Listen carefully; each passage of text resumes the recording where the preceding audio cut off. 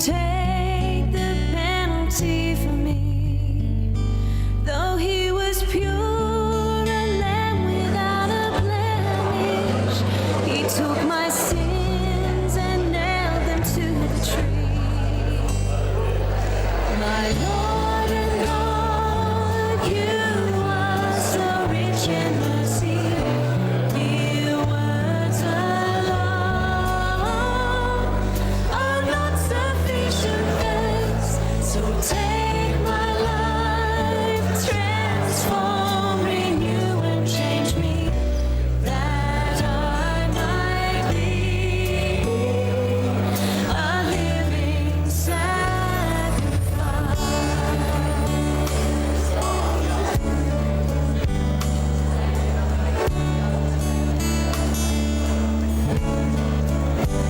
Consider Christ, that he could trust his Father in the Garden of Gethsemane. Though full of dread and fearful of the anguish, he drank the cup that was reserved for me. My Lord and God, you are so rich in mercy. Mere words alone are not sufficient thanks. So take my life, transform, renew, and change me, that I might be.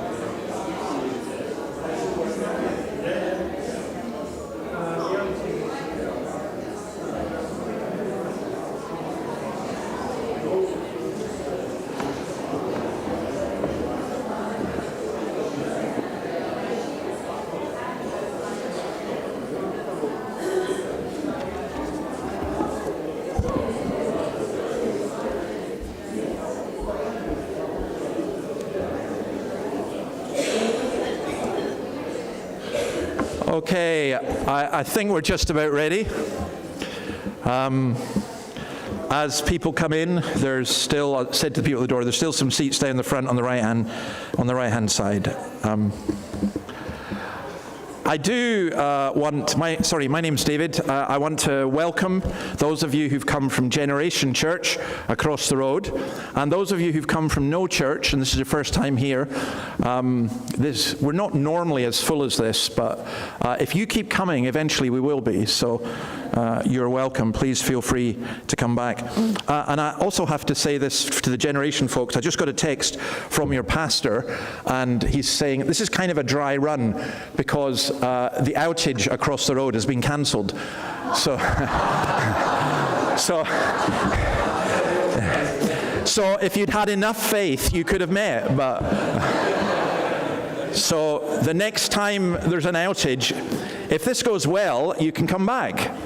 So I thought that was very interesting. I had lots of things to say about, that your generation church and you had no power, and you have to come to the Presbyterians for power. But I would never make any such crass comment like that, but we really do pray that God's presence and power would be with us as we worship together. Before we do that, we don't normally do that in this church. I don't know what you do in Generation, but can you just take a moment to speak to somebody, preferably a stranger, and just welcome? If you're from Scottskirk, can you welcome all these fine people from across the road? Thank you.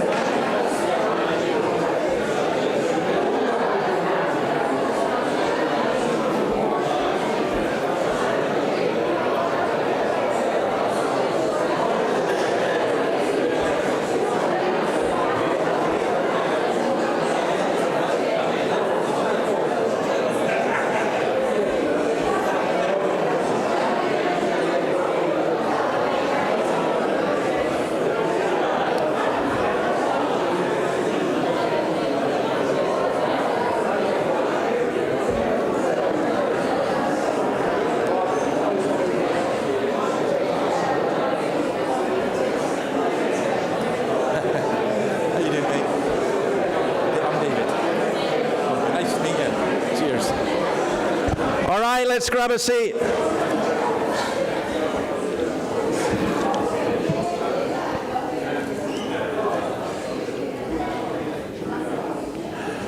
Now you'll have plenty opportunity afterwards to continue conversations. There's food and drinks through in the hall afterwards, and you know what it's like. You always think you never have enough when you go to a church do, and it's all done for the feeding of the 5,000 every time. But we are here to worship God, and I want to begin with a call to worship from Psalm 96. Sing to the Lord a new song. Sing to the Lord, all the earth. Sing to the Lord, praise his name. Proclaim his salvation day after day. Declare his glory among the nations, his marvelous deeds among all peoples. That's what we are here to do, and we're going to begin by singing the song, How Great Is Our God. So we'll stand and sing, and then after this, please sit, and Jim from Generation is going to lead us in prayer.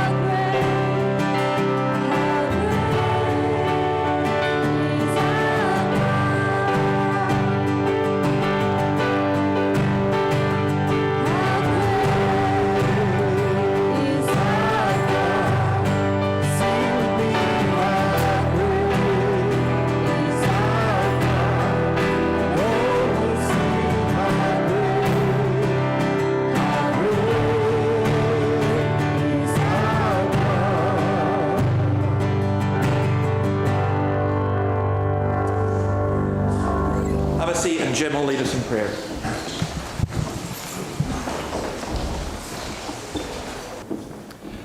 How great is our God? Let's pray. Dear Lord, we thank you for the power of being on today, especially on this side of the road, and especially the power with your presence here today.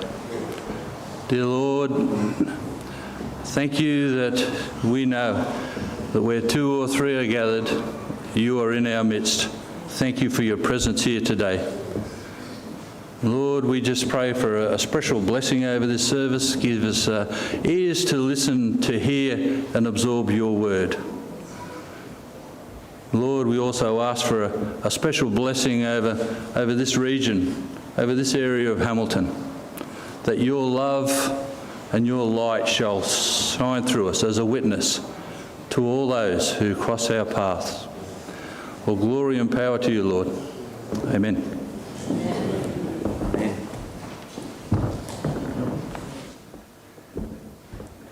Now, we come to a holy God, and we come as those who are sinners, but we come as those who confess our sin, and the Bible tells us that if we confess our sins, God is faithful and just and will forgive us.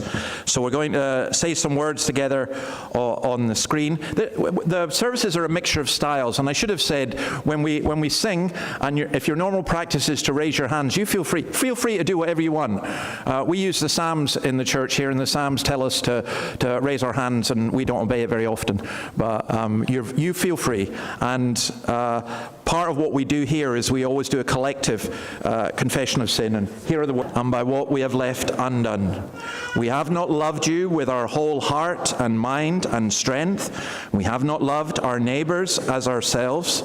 In your mercy, forgive what we have been. Help us amend what we are and direct what we shall be, so that we may delight in your will and walk in your ways, to the glory of your holy name, through Christ our Lord. Amen. And the assurance of pardon comes from Micah chapter 7, verse 18. Who is a God like you, who pardons sins and forgives the transgression of the remnant of his inheritance? You do not stay angry forever, but delight to show mercy. You will again have compassion on us. You will tread our sins underfoot and hurl all our iniquities into the depths of the sea. Which is just such a wonderful promise, isn't it? Whatever sin you've done, it's in the depths of the sea as you confess your sin to God. So we also read systematically through books of the Bible. We're doing Genesis at the moment, and Bev is going to read Genesis 25, verses 1 to 11.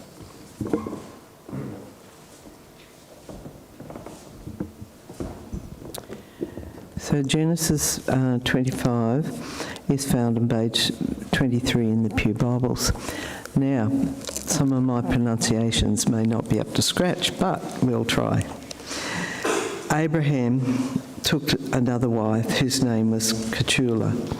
She gave him Zimran, Josham, Medan, Mildah, Ashba, and Shara. Joshahan was the father of Sheba and Dehan. The descendants of Dehan were the Eshubanites, Lutanites, and Lumanites. The son of Medah was Ephah, and Hanan, and Abedi, and Allah. All of these were the descendants of Keturah. Abram left everything that he owned to Isaac. But while he was still living, he gave gifts to the sons of his concubines and sent them away from his son Isaac to the land of the east. Altogether, Abraham lived 175 years.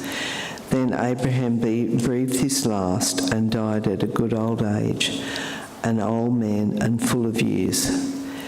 He was gathered to his people. His sons Isaac and Ishmael buried him in the cave of Machpelah near Mamre, in the field of Ephron, the son of Zohar the Hittite, the field Abraham had brought from the Hittites. There Abraham was buried with his wife Sarah.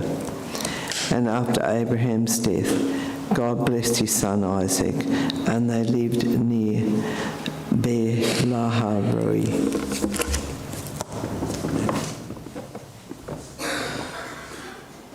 Now, as we've been reading through that book, just remember Abraham was old and had no children, which in those days was a dreadful thing to feel, and he was promised by God he would be the father of many nations. And if you've ever sung that song, Father Abraham had many sons, I am one of them and so are you. We're not going to sing it here, but God kept his promise. And God always keeps his promise. And that's reading this list of names, that just reminds us that God always keeps his promise. So we are going to sing a song called I Will Boast in Christ. Now, I have to confess I don't know it, so I'm looking forward to learning it. That's what we do. We boast not in ourselves, but we boast in Christ. So the band will come up, and when they're ready, we'll stand and sing.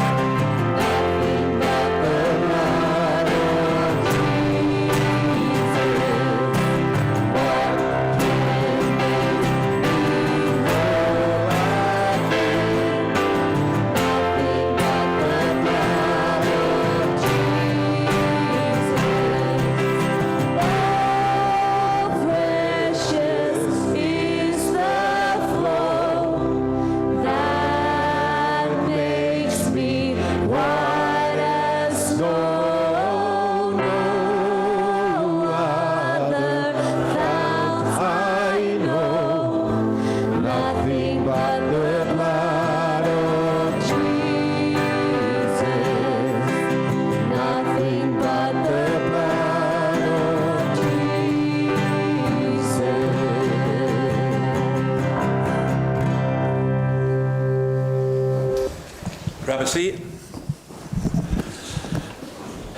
Now, there are many things that we have in common. One of them is church notices.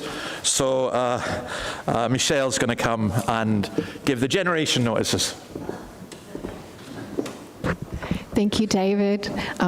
We are so grateful to be here this morning. Thank you, Scots Kirk, for opening up your church for us to be part of gathering with you this morning.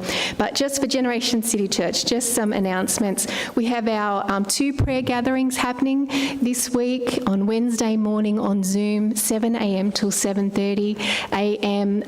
The information for you to be part of that come out in our church news that comes out in an email this afternoon. So we'd love you to come and join us with that. We also have our in-person prayer gathering, which happens next Sunday morning, every Sunday morning except today. We have a prayer gathering at 8:45 before our service. Our doors are open at 8:20, and we invite you to come in and join us as we pray over our service and pray for the needs of our church. This coming Wednesday, we have our next session of Alpha happening at 6:30 p.m. In our church. For those who maybe you have been hearing about Alpha and you haven't been sure, we just want to let you know you can come along at any time along the process of those sessions. It's a great opportunity if you want to know more about faith, you want to ask questions. We invite you to be part of that. On Thursday this week, we have our Emotionally Healthy Relationship course. We have session 3 happening, 2 sessions. We have our 10 a.m. session and our 6:30 p.m. session. Those who are registered, we're looking forward to have you come along and be part of that. And Friday night, every Friday night during school term, we have our youth gather together from 7 till 9 p.m. They gather together, they have lots of fun, but Luke and the team lead them to Christ. They point them to Jesus and are discipling them to know Christ, to walk in his ways. So young people, that's happening on Friday nights. Thank you very much, David. Thank you. I think we would love to find out more about the Emotionally Healthy Relationship course. I could do with it anyway, but that does sound fascinating, and I would appreciate getting more information on that. Thank you. For Scots, Kirk folk, and actually for everybody, we have our evening alive at 5 o'clock. So if you want to be real hardcore Christian and go to church twice on a Sunday, it's a different sermon each one. So you're welcome here at 5. Next week, we won't be having it because the Meet Jesus campaign is having a joint service in St. Andrew's Church in the CBD. And for those of you who were at the outreach on Tuesday at the university, I think we were very encouraged by it, and we're just gathering together as different churches for that. We've got a prayer breakfast coming up. Terry, when is it again? 7th of September. 7th of September, okay. Yeah. And we'll also have communion next Sunday morning. So if you have not taken communion before and you're a believer, please do talk to me about that. If you're not a believer and you want to know what it's about, talk to me as well. I'm very happy to help with that. Now, every week we do a country of the week, and our country of the week this week is Fiji. So if you're from Fiji, I apologize if I get anything wrong about this. Fiji is a country of 950,000 people. I thought there must be way more because I've met so many Fijians. It's 18,000 square kilometers, over 300 islands, 110 of which are inhabited. 65% Christian, 29% Hindu, because there's been a lot of people from India have come to Fiji. The Christian aspect of Fiji is really, for many of us, has been very encouraging. Although I was reading in the Fiji Times, as one does, and there was a minister there complaining about the decline in the church and how the church has become quite nominal, and how there's a rise in crime, there's a rise in broken families, and so on. So those who have an impression of the Fijian church as being, just great and full of life. It is great and full of life, but it also has problems the same as the rest of us. So we pray for that. And then There are 62,000, and I'm calling them Fiji Aussies, who are here in Australia, and who, many of whom are believers and who are assets in many congregations. So we give thanks for that. So let me just pray for the nation of Fiji. Lord, we thank you for Fiji. We thank you that when the gospel came through the Methodists and through the Scottish Presbyterians, that you spoke and you worked in power, and since that day, there have been great numbers of your people from Fiji. We thank you for the strength of the Fijian church. We thank you for their singing and just the joy that they bring here in this land as well. And we pray for our Fijian brothers and sisters. We pray for the pastors who minister there and are finding sometimes things increasingly difficult as the Western world becomes more secularized and people follow that. And we pray for Fijians in our community here, for those who feel lonely, for those who have lost hope in you. We pray that you would return them to you. We ask your blessing upon all your Fijian people. In your name, amen. Our New Testament reading Jesse's going to do, and it's Luke chapter 9, verses 37 to 43. And then after this, Annabelle will do a pastoral prayer.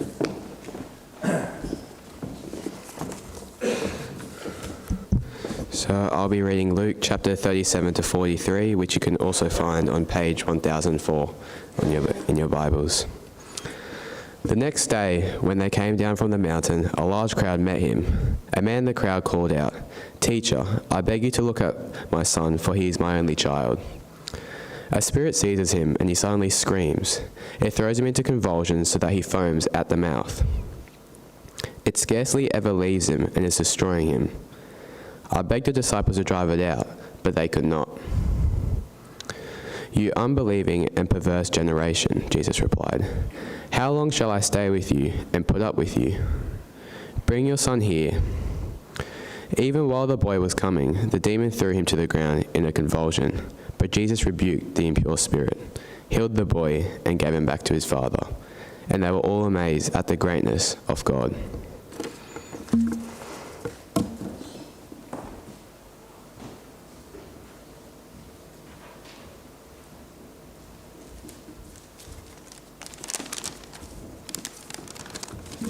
Let's unite our hearts in prayer. Lord God, Father in heaven, you are a great God, the living God, the only God. You are righteous and just, and yet you abound in steadfast love and faithfulness. You are creator and sustainer of the galaxies, majestic in holiness, transcendent and set apart from your creation, and yet, in compassion, you have moved to redeem this fallen world. As the Creator, you are creation's judge, the one to whom everyone must give an account, and yet you are a tender Father towards those that trust in you. Lord God, we confess we fall so very short of your glory. We so often do the things that we should not do. We say the things that we should not say. We confess, Lord, all too often we seek our own glory. We do not set others above ourselves, as we are instructed to. Oh Lord, have mercy upon us. Please help us to truly seek your grace and wisdom, and to live lives that would honor you. You are worthy of the gospel. Father, Heavenly Father, we thank you for this opportunity to worship collectively with our brothers and sisters from Generation Church. May we truly be united through our Saviour, and united by the desire to see our churches grow and people coming to know you. We thank you for them, and we ask your blessing upon them. We pray for those who are sick and unable to attend church for various reasons. Please send encouragement to such. Help us, Lord, to be the ones that would seek to encourage people in their holy faith. We especially pray for our sister Julie. We pray that you would be with her, keep her free from pain, draw close to her. We pray for our troubled world, groaning under the weight of sin. Many are affected by natural disasters, wars, violence, plagues, disease. We pray for your redemption. We pray for an end to all trauma and hurting. We pray for love to reign over all. We pray, Lord, that you would come quickly. Lord God, how we need you. Renew our spirits, cleanse our hearts, renew our minds, and transform our lives. Renew our city and rebuild our ruins. Pour out your Holy Spirit upon us. Cause your people to humbly repent of our lukewarmness. And help us, Lord, to serve you wholeheartedly with deeper obedience and love for you. And we ask all these things in Jesus' name. Amen. Amen.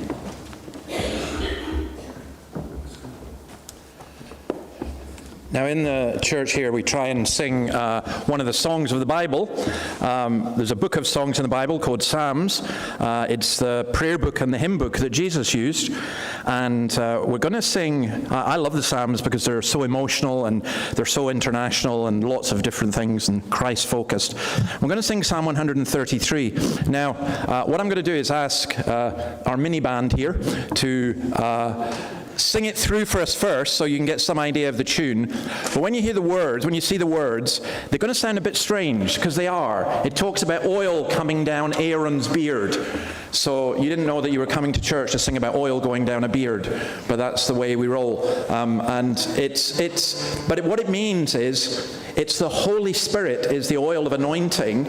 Aaron was the high priest. And the whole point of the psalm is this: when brothers and sisters dwell together in unity, there God pours out his blessing. So I thought it was really appropriate for us. We want the anointing of the Holy Spirit, but we have to be united in Christ. So you guys will remain seated while you sing it through for us, please.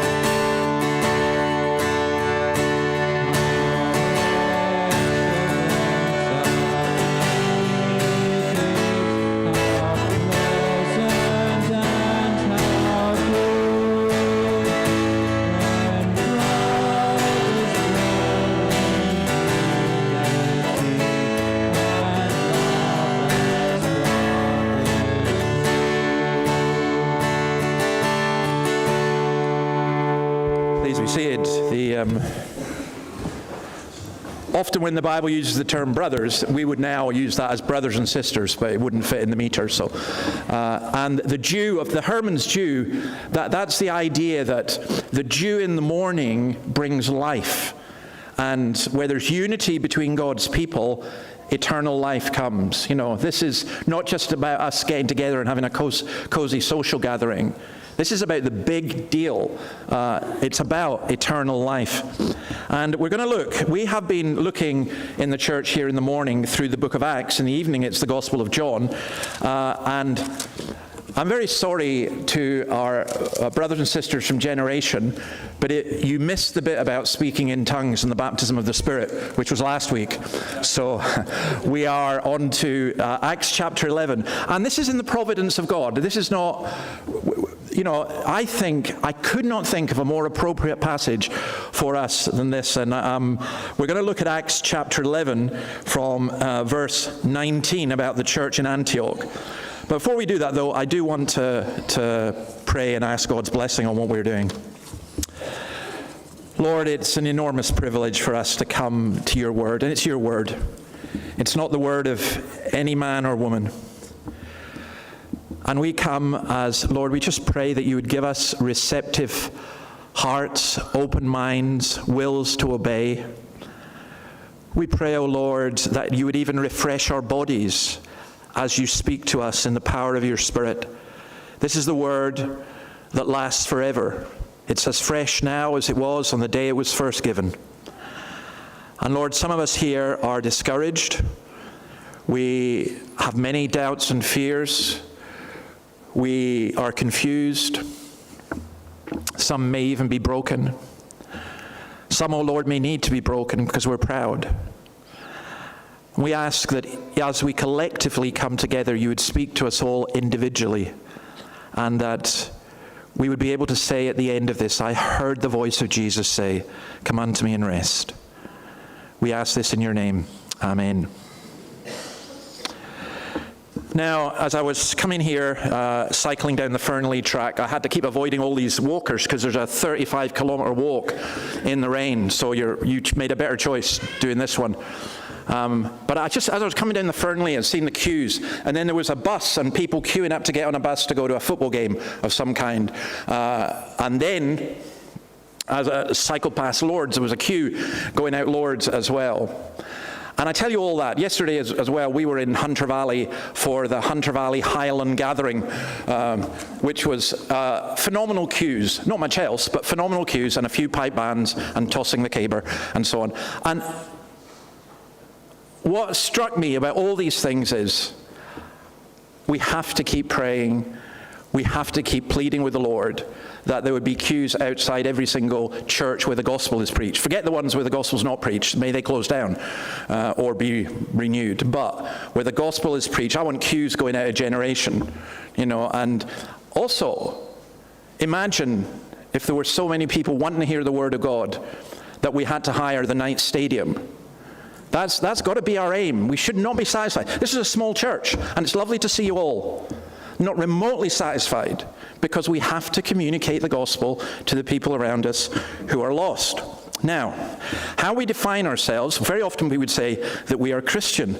The term Christian was never used in the Bible until now, until Acts chapter 11, as we will see. And how we define ourselves is very important. What would you call yourself? Apparently people from Newcastle are called Novocastrians. So some of you are Novocastrians. When we went to the Hunter Valley Highland game, the Scots, this is typical of the Scots, by the way.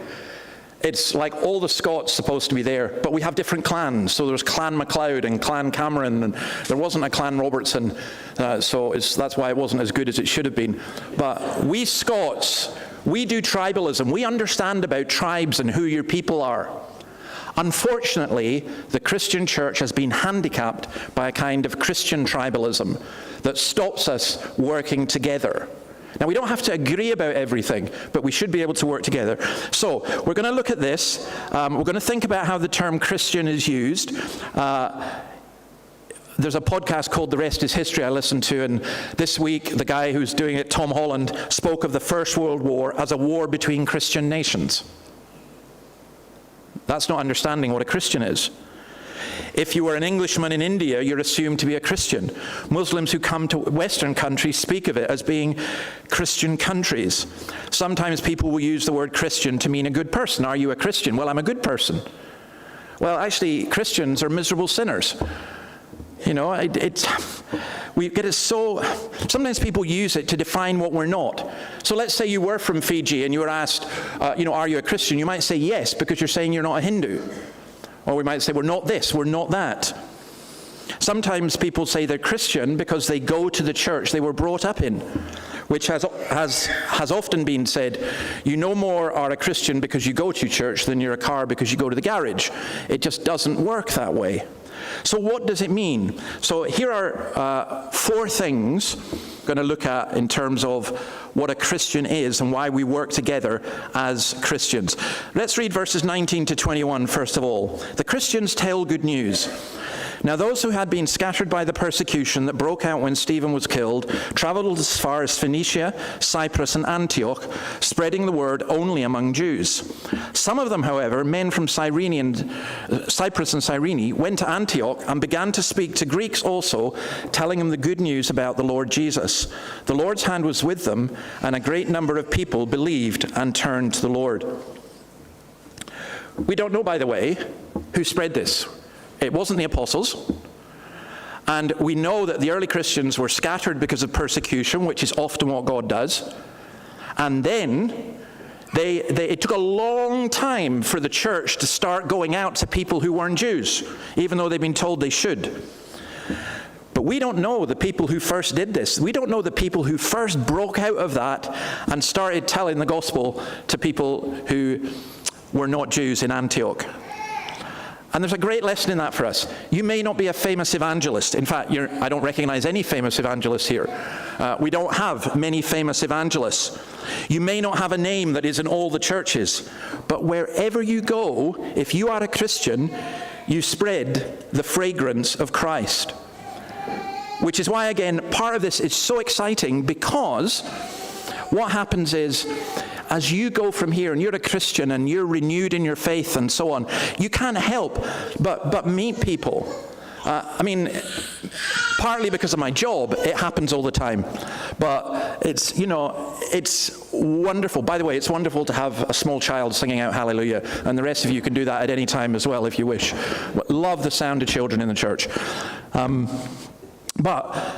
I go out and I was sitting having a coffee, just trying to be quiet, a restaurant or a cafe here, and this guy just came up to me and just said, "Are you a Christian?" And I said, "Well, I hope so, because I'm the minister of Scots Kirk." And he just wanted to talk.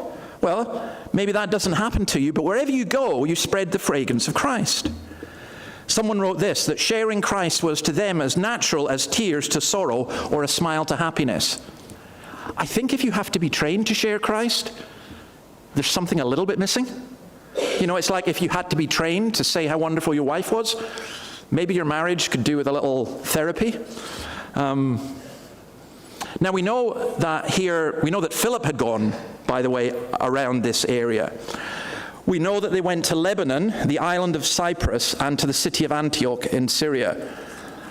And notice the detail as well in verse 20, that they began to speak to the Greeks, telling them the good news about the Lord Jesus. That's what Christians do. We have a message, and it's a message about the Lord Jesus. It's not a message about us. Never, ever go to people and say how wonderful your church is. Never, ever go to people and say how you used to be a miserable sinner and now you're perfect, because that indicates that you're lying or you don't understand. Never go to people and try and fix all their problems. What they need to hear is about Jesus and who Jesus really is. And in this place called Antioch, it was founded in the year 300 BC by a man called Nicator, who was one of Alexander the Great's generals. It's about 20 miles east of the Mediterranean, 300 miles north of Jerusalem. I'm sorry, I think in miles, but you can work it out, 500 kilometers north of Jerusalem. It was situated on the Orontes River, and he named it Antioch after his father Antiochus. By the way, this habit of naming places after those who are victorious, it didn't start with the whites coming to Australia and renaming places like Newcastle. I can't even remember what the indigenous name is. That's always been the case in human history. Antioch was famous because it had a long boulevard from north to south with a double colonnade of trees and fountains. It was very cosmopolitan, had a population of about 500,000 people, including a large colony of Jews. There were people from Persia and from India and even China in Antioch. So when you say, when did the gospel first come to the Chinese? I reckon about now. Which we don't think like that. We just think, we've got a very narrow way of thinking about things. But God knew what he was doing. It was famous for its chariots racing, and above all, it was famous for its pursuit of pleasure. It was the Las Vegas, if you like, of its world. I don't know what the Australian equivalent is, maybe the Gold Coast or something, but it was a place where the temple was filled with ritual prostitutes. The great goddess for them was Daphne, and Daphne became, throughout the ancient world, even in Rome, a euphemism for depravity. In other words, this was a depraved city. What a great place to tell the gospel. And think about it, Newcastle, 500,000 people. Newcastle's a depraved city too. It is. But instead of us lamenting and saying, let's move away to Tasmania, or let's go somewhere, where we can be safe, this is the place that God has called us to, because it's a great place to tell the gospel. Imagine being a minister called to a slum. You're a young pastor, you've just come out of theological college, and instead of getting that nice suburban church with a good stipend, you're called to a slum, and your attitude might be, this is a dump. But the Christian attitude would be to have a brother come alongside you and say, what a fine field, what a great place this is. This is what God has called us to. There's a song, I like my music, there's a song by the Waterboys called The Hole of the Moon, which if you haven't heard it, go and Google it and you'll get it. It's a bit old. For me, it's young and cool and hip and happening, but for some of you, it's a bit old. And there's a great line, it goes, I saw the crescent, but you saw the whole of the moon. And that's about vision. Our vision can be very narrow. I'm not talking about blind fantasy. I'm talking about seeing the world as God sees it. Because this city was to become a great city for the gospel. There were to be great foreign missions go on from it. There were to be great preachers. The gospel went to India from here. We know that, we think that Thomas the Apostle went to India. But there would have been Indians who heard the gospel here. In the 2nd century, Ignatius and Theophilus were great preachers. In the 3rd and 4th century, Lucidor, Theodorum, Chrysostom, the greatest preacher probably ever, a Greek preacher, and Theodoret, all came from Antioch. God knew what he was doing when his people were persecuted, scattered. Some went to Antioch, and because they were from Cyprus and Cyrene and not from Jerusalem, they thought, why don't we just tell the gospel to everybody? And they did, and that's what happened. Well, there are people, the application for us is obvious, isn't it? There are people in Newcastle from Iran and from India and from China, from Fiji, from wherever, from Scotland. And the ones from Scotland particularly need to hear the gospel. Interestingly, at the Highland Games, there were thousands and thousands of people, not one, it's all about Scottish heritage, not one stall celebrating the Christian heritage of a country that was once known as the land of the people of the book. It's extraordinary. We have the fastest growing churches in Scotland just now. Probably the only growing churches are the Nigerian ones, 80 of them. So, we here in Newcastle, we need that. And you'll note the phrase there, by the way, that the Lord's hand was with them. That's the first time this phrase is used in the New Testament. It's used a lot in the Old Testament. In fact, Luke is the only writer who uses it. He uses it a couple of times. And what it means is God's invisible hand, God's power. When God is present in the power of the Holy Spirit, no ethnic or social barrier can disrupt his work. But God's hand is often expressed through our hands. And so, we were joking a bit about the power. I shouldn't joke about the power of God, because without it, we're all dead. But with it, nothing can stop us. We need be afraid for nothing. So, Christians are those who tell the good news. And then verses 22 to 24, Christians are people who are full of the Holy Spirit and faith. News of this reached the church in Jerusalem. They sent Barnabas to Antioch. When he arrived and saw what the grace of God had done, he was glad and encouraged them all to remain true to the Lord with all their hearts. He was a good man, full of the Holy Spirit and faith, and a good number of people were brought to the Lord. Now, I need to remember I have a very bad habit of realizing I've got a lot to say, so I'm like one of these podcasts that you play at double the speed so you can get through it quicker, and sometimes people don't understand, so I need to slow down a wee bit, but this is just brilliant. So the apostles hear about this. What is going on up in Antioch? So they send Barnabas to go and find out about this new multicultural church. This is not what they were expecting. And when he arrives, what does he see? You've got to love Barnabas. He sees what the grace of God has done, and he's glad and encourages them. I think there was not a negative bone in Barnabas's body. He sees the grace of God. You know, it's easy to be cynical, isn't it? It's very easy. And we sometimes look at other Christians, and it's easy to find faults. What do you see when you look at other Christians, and what do people see when they look at you? Well, Barnabas is encouraged, and he wants them to remain true to the Lord with all their hearts. He encourages them to remain steadfast. And that's what we need, by the way, as well. Because sometimes people profess belief. And here's what will happen in Newcastle. As God blesses his church, there'll be more and more people who want to come and hear. And there'll be more and more people who profess faith.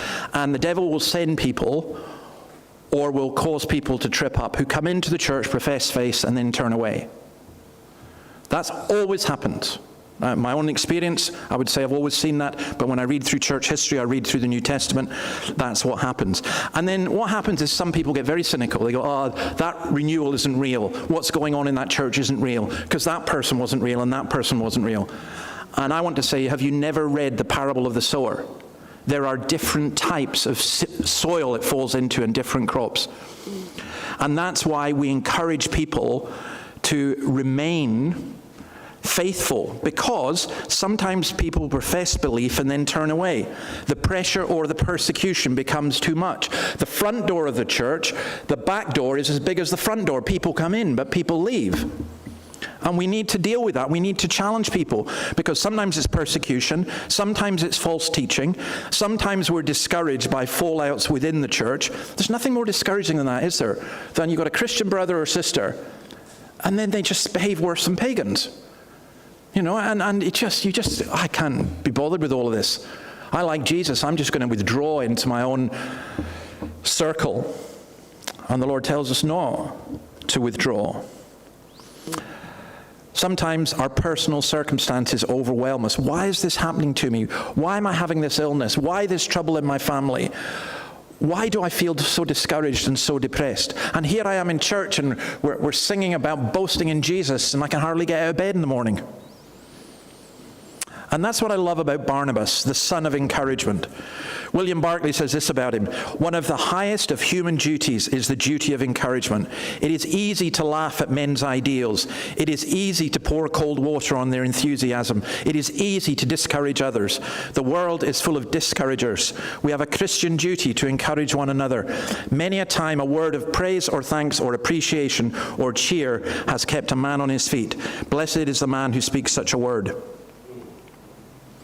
I like going out there on a Sunday morning and sitting on the wall and trying to discourage Generation people from crossing the road.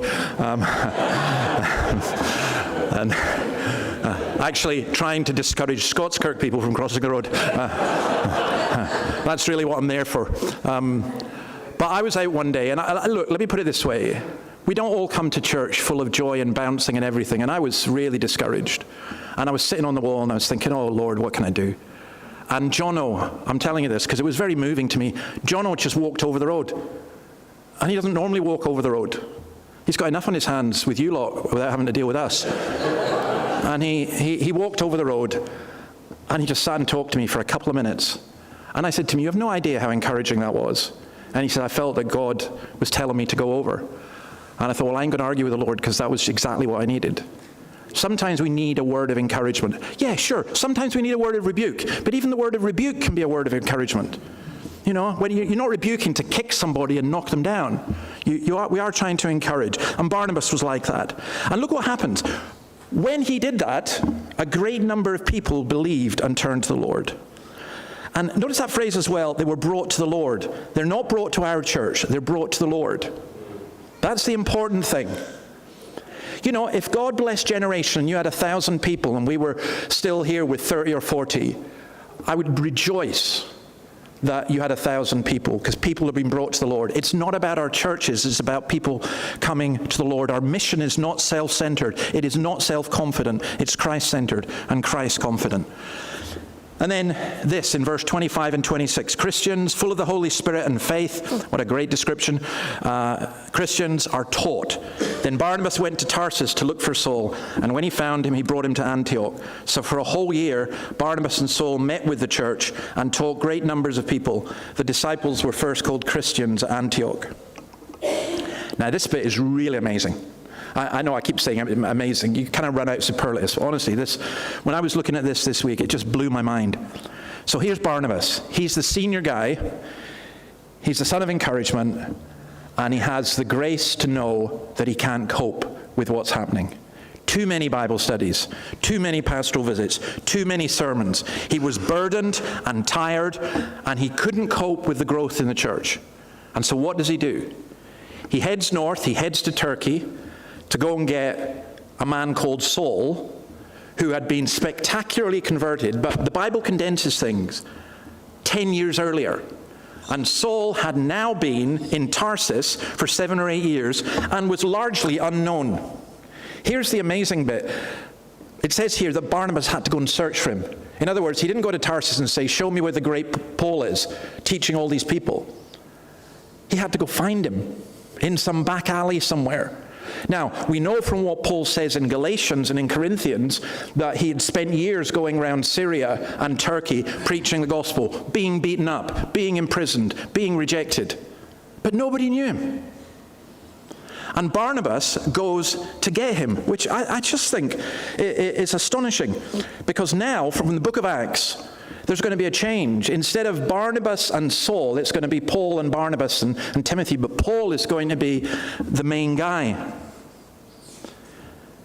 Barnabas doesn't want to keep the glory to himself. I just think there's such a lesson for us in that. You know, one of the things that happens in today's church is people, preachers particularly, maybe singer-songwriters or whatever, become kind of celebrities and everything becomes about them. When do you see a celebrity who gave up in order to bless other people? You know, and that is what happened.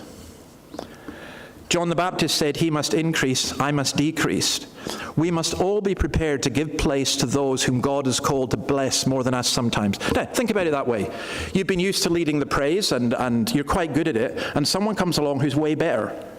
Your instinct is to go, yeah, but they're not really very spiritual, or they get that wrong, or whatever. And it's the same with preaching.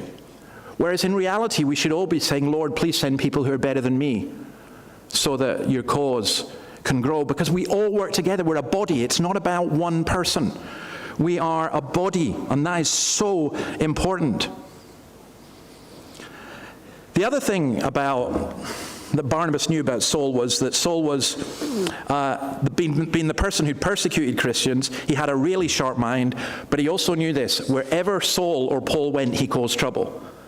And Barnabas wasn't that kind of guy. Barnabas wanted to encourage people. Wherever Saul went, there was trouble. And yet Barnabas realized this is what the people need.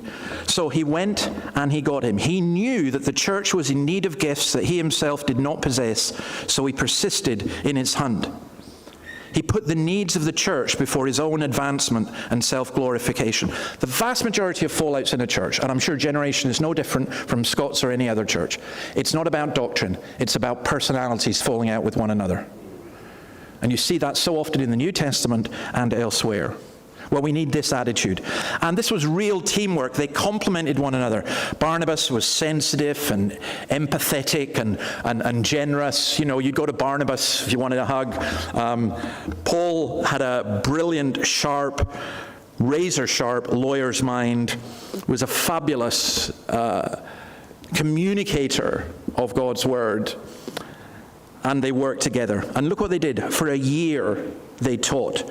For 1 whole year, the two of them met with these young, uninstructed believers and taught great numbers of people. They taught about Christ, his life, death, resurrection, exaltation, spirit-giving, present reign, future coming. Everything was about Christ, so much so that wherever these people went, they spoke about Christ, and so they were given the nickname the Christ ones, the Christians, which I think is fabulous. These are the ones who follow Christ. That term, by the way, only appears in Acts 26, verse 28, and 1 Peter 4, verse 16. These are the Christ ones. So again, let me say this. You are never going to communicate Christ unless you know him better. And you are never going to know him better by a 20-minute, 30-minute, or if you come here, 2-hour homily on a Sunday. We're always learning. We're always learning. Even preparing for this, how many times have I read through Acts? Hundreds of times. And even this week, I learn new things. And what it is, it's learning more about who Jesus is so that we can communicate him better. We communicate what we know. Not memories from the past, but what we know now. And so we need to be taught. And I love that thing about your what do you call it, emotional intelligence or emotionally healthy relationships. Well, we need that. You know, we need a lot. Jesus had emotions, and he was emotionally healthy. He got angry at death. He wept, suffering. You know, and who better to learn from than Jesus about our emotions?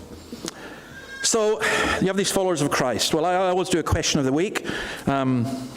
The question of the week this week is, so this is how hip and happening we are. We put on TikTok. For those of you who haven't heard of TikTok, it's something that young people use.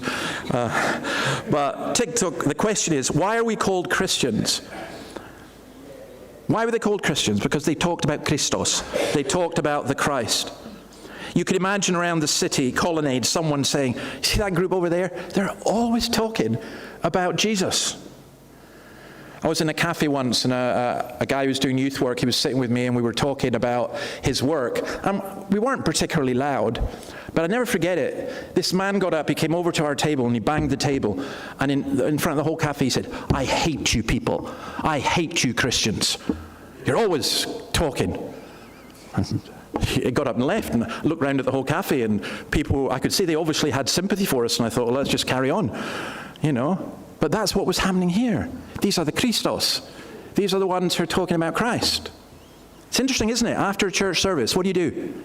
You talk about the football, you talk about the weather, you talk about the food, you talk about what week you've had.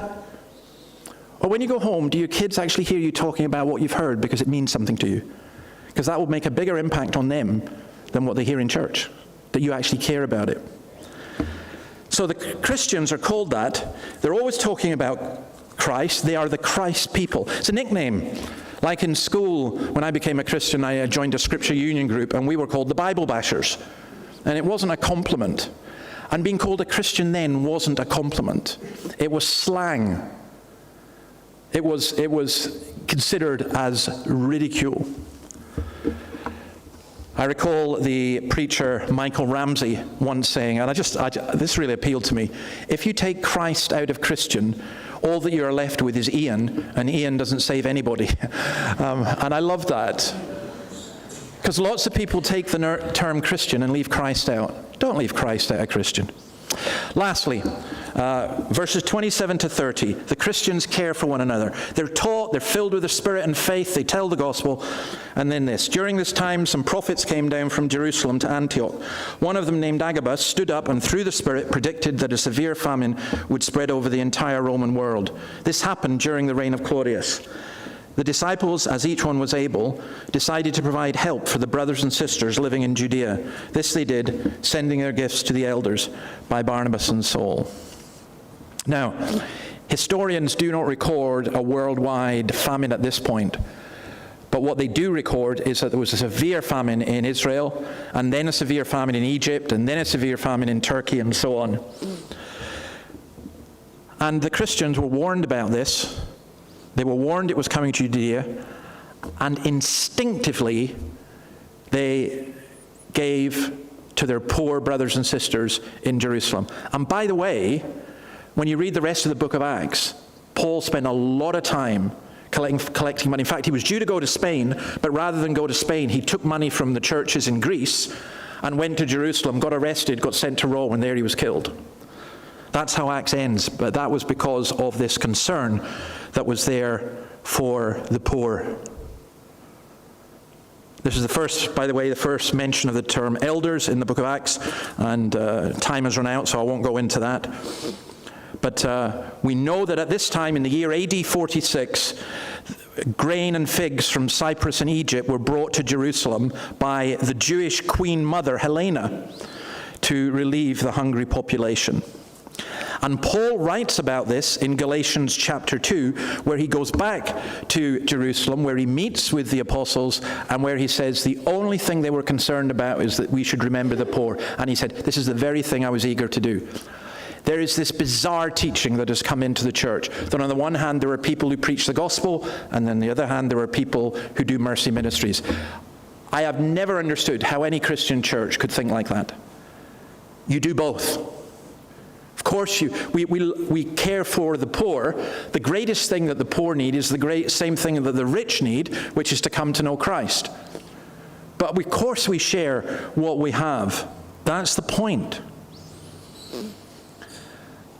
Why were the Jewish Christians poor? Perhaps because they'd given a lot of themselves, perhaps because of the persecution. But now it was the turn of the Syrian Christians to help the Jewish Christians, the Jerusalem Christians. And that's the way it should be. We should help and aid one another. That must be true of our churches.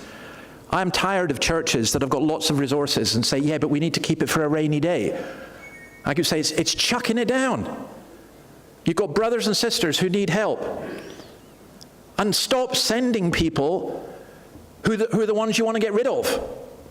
You send your best people. You send your Barnabas and you send your Paul, as we'll see as we go on through Acts. See, Jesus said, people will say, see how these Christians love one another. By this all men will know that you are my disciples. Well, is that true? Why is it so shocking that we meet together to people? Oh, you're very brave, someone wrote me. Brave! I know Generation are bad, but they're not that bad. I'm not that scared of you, you know. But no. Oh, look, we should all be prepared to take risks for Jesus, and it isn't exactly much of a risk meeting together to worship Christ, is it? Oh, he's got such weird ideas.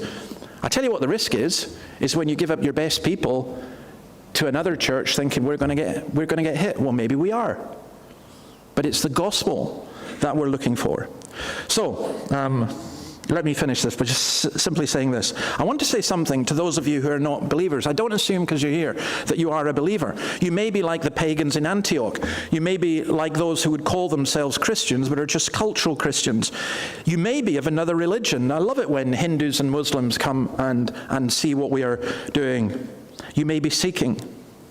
Well, here's the thing. Everything you are looking for is to be found in Christ. Come and be taught Christ. Come and find Christ. Come and know Christ. Come and meet Christ. Come and love Christ. Come with us and share Christ. We had this old minister. He always spoke very flowery. He knew the Bible very well, and he spoke in very King James Version Bible terms. And he was on our door once, and I'll never forget. He was lovely. He had the dog collar and everything. And I'll just never forget him at the door. This woman walked past, a complete stranger, and he said to her, come in and meet the bride, and we will do you good. And I saw the look of panic on her face. Was she being invited into a wedding? Well, in a way, she was. She was. Come and meet the bride, and he will do you good. Come and meet Jesus. Look, you don't like this church? Go to Generation. You don't like Generation? Go to another church, at least one where Christ's word is taught. We're not trying to grab you or get you for our church. We want you to come to know Christ. And to those of us who are Christians, I want to say this. It is not easy to be a Christian in today's world. Indeed, it may be becoming increasingly difficult. But understand this, the darker it is, the brighter the light will shine. This is a great opportunity right now. It may prove costly to shine for Jesus in a godless world, but in doing so, we become the beacons of hope for a dying world. I think this chapter, or this half of the chapter, shows the picture of a very healthy church. And I pray this will be true of Scottskirk, and I pray it will be true of Generation Church. This story has been about the engagement of ordinary believers in evangelism. It's been about the role of the Word of God and the Spirit of God. It's about the fire and passion that the early believers have, which I think is lacking so much from us. And I pray we would have it. I pray God would stir us up, that we would have that we'd be like those who stand on the corner of Beaumont and Tudor and weep at the people who walk past without knowing Christ. In some ways, this story is also a story of how one church came to the help of another. And that's what we're doing here. I pray this would be the beginning of a real cooperation, not just between ourselves, but also between other churches. Anyone who faithfully follows Christ in Newcastle. I know there was a meeting down in Sydney, I wasn't able to go to it, of several Newcastle church leaders looking at this very thing. Well, by this all men will know that you are my disciples if you have love for one another. We have to love one another across the road. We have to love one another within our fellowships. We have to love one another within our city and region. And we have to love one another throughout the whole world. So this is it's a comforting message, but an immensely challenging one. Please don't forget it. Let's pray. Oh God, help us to be loyal and brave and committed followers of Christ. Help us to be those who refuse to turn back, who dare to stand firm, and who dare to make Christ's name known to all around us, and who desire, with your divine help, to shine the light of the gospel upon a dark world, winning others to you. In Jesus' name, amen. Amen. If the band will come up, we're going to finish by responding, singing Cornerstone. Cornerstone. Christ, of course, is the cornerstone that unites us all together. So let's stand and sing, and then please remain standing for the benediction.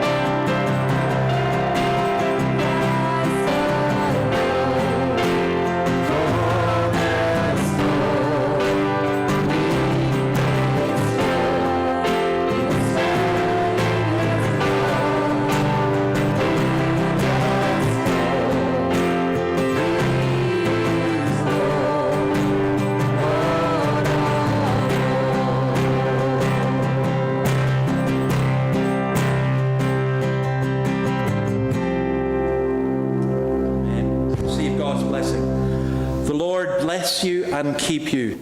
The Lord make his face shine upon you and be gracious to you. The Lord turn his face towards you and give you peace, now and forevermore. Amen. Amen. You're welcome to go through to the hall. If you have to leave, we'll see you at the door. Otherwise, see you through there.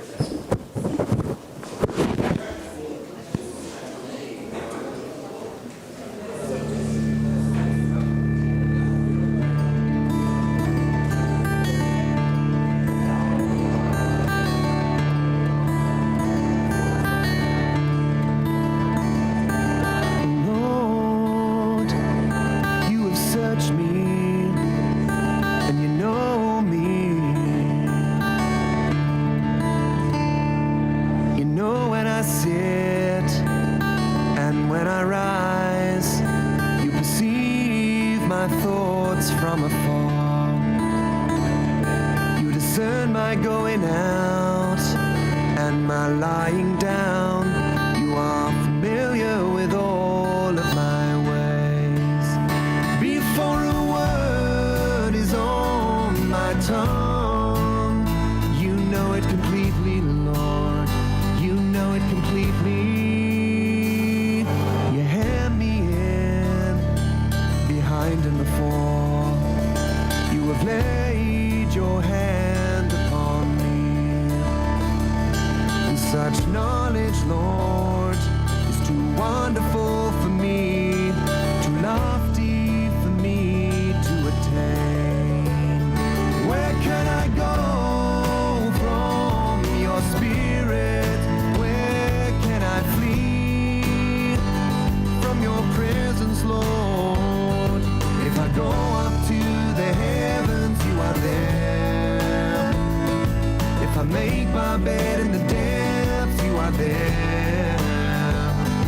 If I rise on wings of the dawn, if I settle on the far side of the sea, even there your hand will guide me, and your right hand will hold me fast. If I say, surely the darkness will hide me, and the light become like night all around me. Oh Lord, even the darkness will not be dark to you. The night will shine like the day. The darkness is as a light for you. Created my inmost being. You knit me together in my mother's womb. Oh, and I praise you because I am fearfully and wonderfully made. Your works are wonderful, I know that full well. If I go up to the heavens, you are there. If I make my bed in the depths, you are there. If I rise on wings of the dawn, if I settle on the far side of the sea, even there your hand will guide me. And my frame was not hidden from you, Lord, but I was made in that secret place. When I was woven together, when I was woven together, in the depths of the earth, in the depths of the earth. When your eyes they saw my unformed body, all the days ordained for me were written in your book. Before one of them came to be, they were ordained for me. They were ordained for me.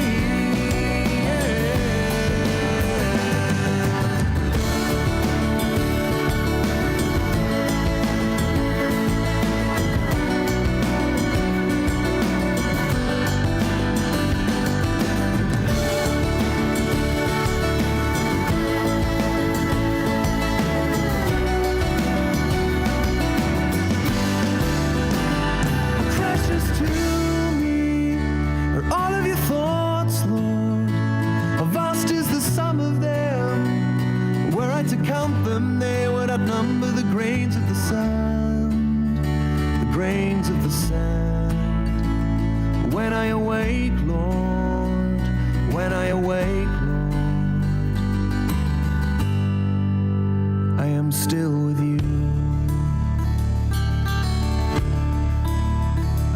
still here. I am still here. I am still here.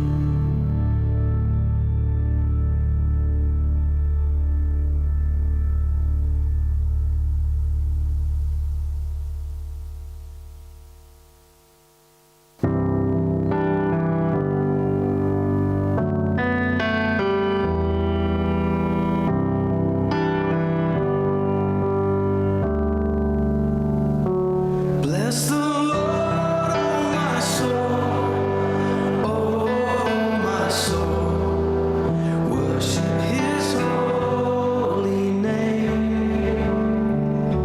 Sing like never before, oh my soul, I worship Your holy name.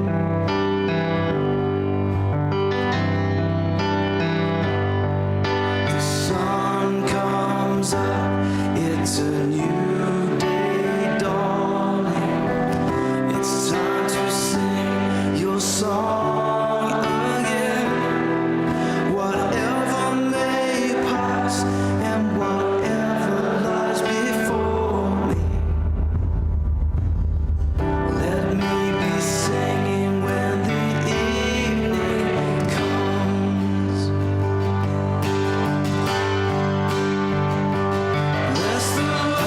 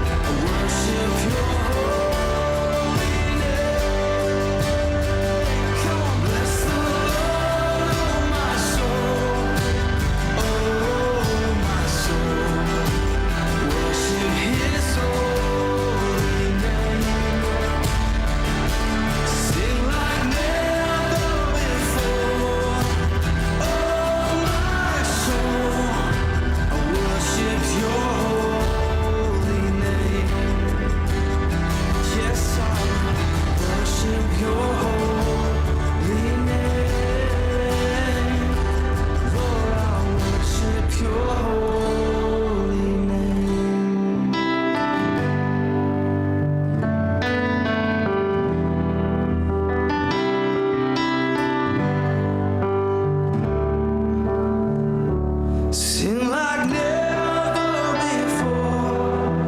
Oh, my soul, worship your holy name. Jesus, I will worship your holy name. Worship your holy name.